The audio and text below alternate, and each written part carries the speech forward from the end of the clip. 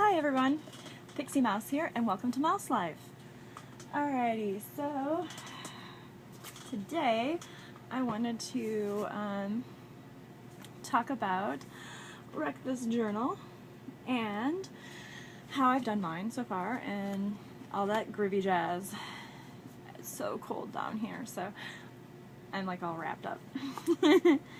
Alright, so first of all, this is what I've done to the front. Still wanting to put some stickers right here, so I'm not done with that yet.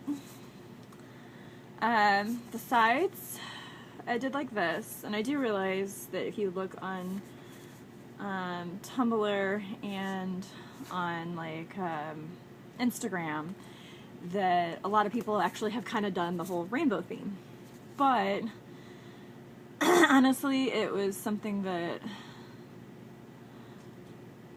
even though it's been done a lot, I was just like, you know what though, this is my personality. So I tried to make it a little more unique with the nail polish and stuff. Like, you can't really tell unless you're in person just how glittery this stuff is, because it looks kind of flat on camera. But I also eventually, when I'm done decorating the front of this thing, I will be doing kind of like a little collage, but of 2 photos only, where it'll show like a before and after, because I posted a picture the day that I got this, which was yesterday.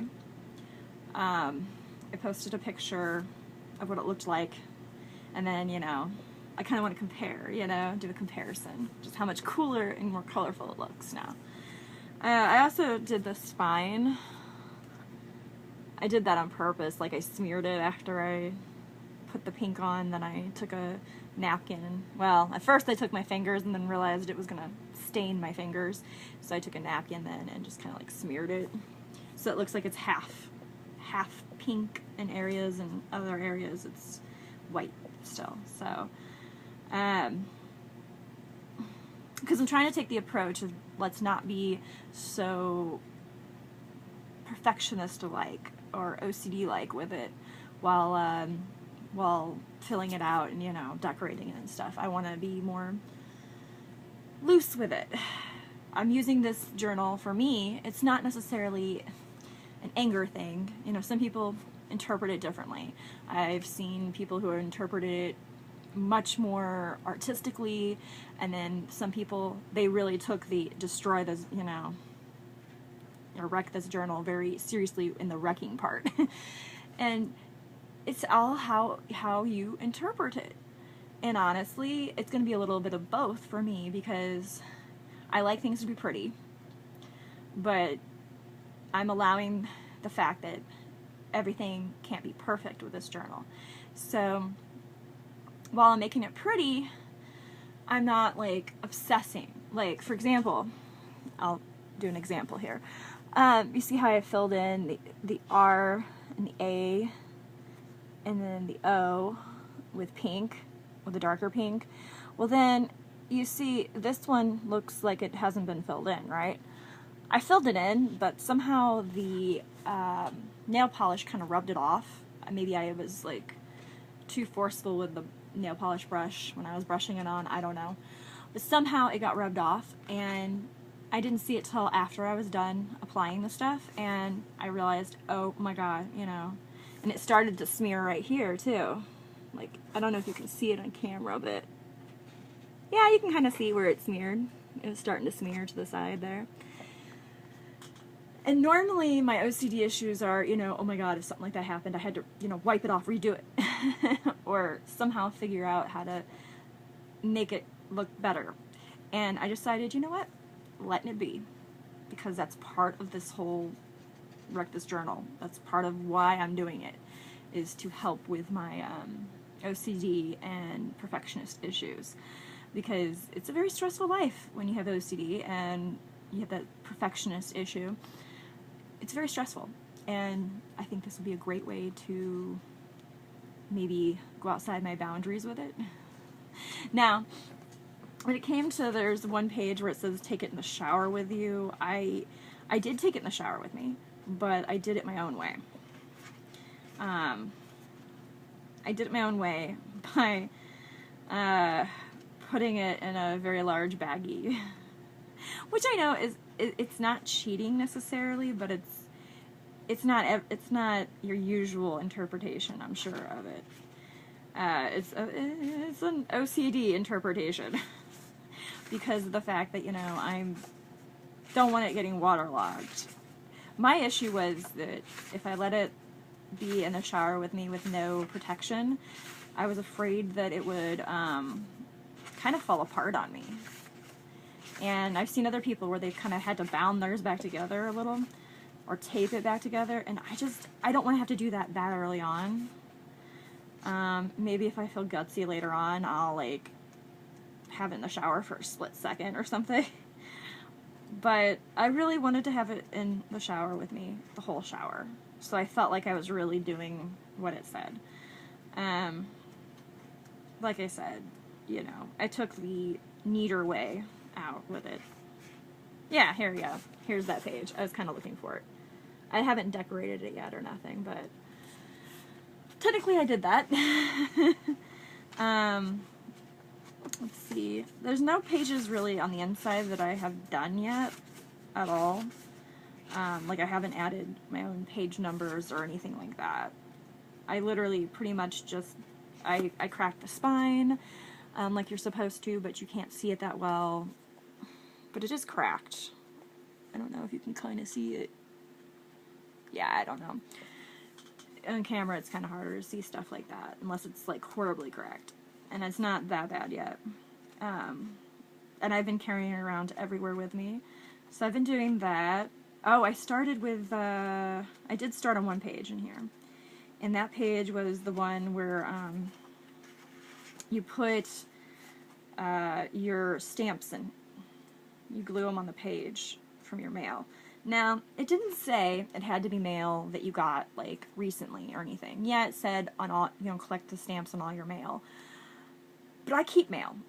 Like, pen pal letters and stuff that I've gotten in the past. I don't have any pen pals anymore, but, I mean, I still keep in touch with one of them, but it's on the internet, so we don't write to each other anymore. But I found one old letter from a pen pal I had in England, and I added it in here, and I can't find the page. Oh, I hate that. Yes, I cannot find the page. But, here it is. Here it is. So there's my first stamp. And granted, it is probably like 10 years old. The stamp is, but like I said, it didn't give you a specific, you know, date that you had to have the stamps from. So I'm doing it my interpretation. Plus it gives me a good place to put all of the stamps from the different countries that I have letters from. Once I find those letters to put it in here. But in the meantime, I'm just going to be collecting stamps from my everyday mail until I find the others. I wish I would have had this like years ago to put my stamps in, because I'd have quite a collection. I mean, I had over 50 pen pals throughout my life. I've had over 50 pen pals, and in quite a few different countries. I mean, they weren't, each individual one wasn't from another country. I had like 4 or 5 in France, and a couple in England, but yeah, I got a little obsessed with collecting pen pals. But it gives me a great place to put those stamps when I find them. And I found already that I've thought of more ideas than I realized I would think of, honestly. Like, I've thought of an idea on how to do the hidden messages in the book. I'm thinking, like, to write them in another language so that when you find them, you have to look them up. That kind of makes them a little more hidden, but also hiding the words that are written in another language, like, somewhere in the book. You know, I haven't figured that out yet, but I've already decided I'm going to write it in another language. And I don't think I'm going to do one that I know any of. Like, I don't think I'm going to do French, Spanish, or Japanese. I think I'm going to go with some obscure language that I have like absolutely no interest in like Polish or something, you know, maybe even Russian if I can mimic their alphabet, because their alphabet's kind of hard. So point being though, I kind of thought about that idea. I've written down a bunch of ideas I have for some of the different pages in this book. I did fold down the pages. Oh, you can't see. You can kind of see. I folded down the pages of my favorite pages that I want to do first, probably. Because I kind of went through the book and I'm kind of like, okay, I'm going to do this and then this. I still haven't even filled out this part, the very, you know, first page of stuff to fill out. I haven't even filled that out yet. I'll probably try to do this like tonight and then work my way through the others, because that's kind of important since you're carrying it around with you in case it gets lost. That part is kind of really important. But yeah, so far I've had a lot of fun with this, and I recommend that anyone who doesn't have this, you should get it and check it out. It's really much cooler than it looks, honestly. Like, once you get it, all of a sudden you get all these ideas of how you want to do the different things it asks you to do. It's called Wreck This Journal, and it's by Carrie Smith. So you should check this out. You can get it on eBay, Amazon, probably other places than that. I got mine on eBay. It was $15.51, I think. I saw one the day before for like $12 and something, but it sold out real quick. So before I had a chance to actually order it, it sold out. So by the time I got around to ordering it the next day, it was 15. But you might still be able to find it for 12. Amazon might even be cheaper, who knows. I haven't ordered anything from Amazon yet, so it's kind of unknown territory for me. But alrighty, well, that's all. Peace.